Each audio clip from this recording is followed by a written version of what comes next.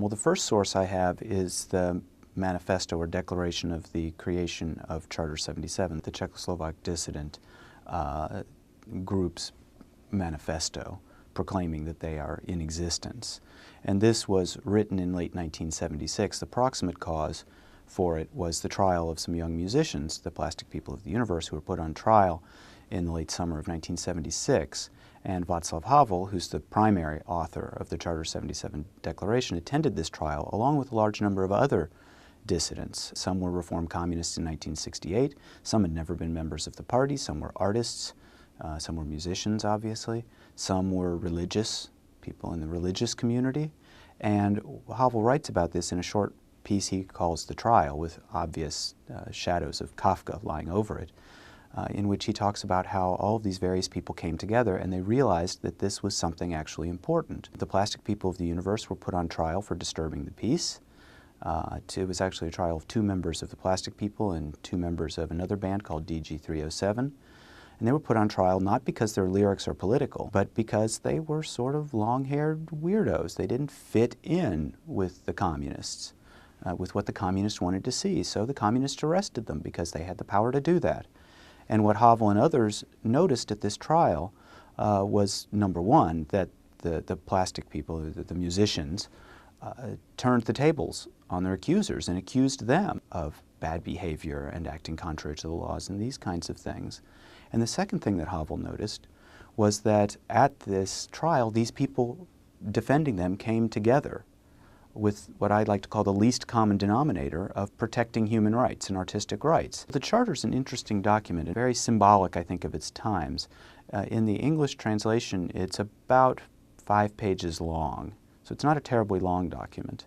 But the first 3 or so of those go on to list the laws that the communist government has on its own books, but also the laws that were brought into the Czechoslovak legal code as a result of the regime signing the Helsinki Final Act, which had happened in 1975.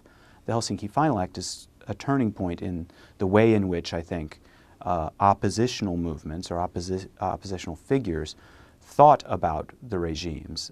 As I pointed out earlier, reformist Marxism was the language that people used until 1968.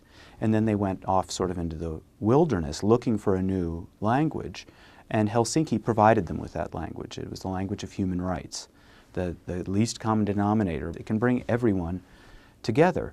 So the first 2/3, roughly, of the document deal with the systematic abuse of the rights that are guaranteed under Czechoslovak law and are guaranteed under international covenants of various sorts, dating back to the International Covenant on Human Rights. Legalism, I think, was important to them, and it functioned in a couple of important ways. Number one, by stressing legality, they are not claiming anything that isn't already theirs. They're not demanding anything from the regime that the regime hasn't already promised to give them. And related to this, a sort of corollary to it, is it seems a primarily defensive kind of stance. We're not attacking the regime, we're merely defending ourselves and the principles that the regime claims to stand for. Finally, by this sort of legalism, it put the regimes on the defensive. They either had to live up to the rights that are enshrined in their legal code, or they have to admit that they're not going to. And this could be potentially very damaging because one of the things about the Helsinki Final Act is that it provided for international supervision of human rights. And this in its turn was important because these regimes, not just in Czechoslovakia but in other parts of Eastern Europe as well, were in the process of borrowing large amounts of money from the West.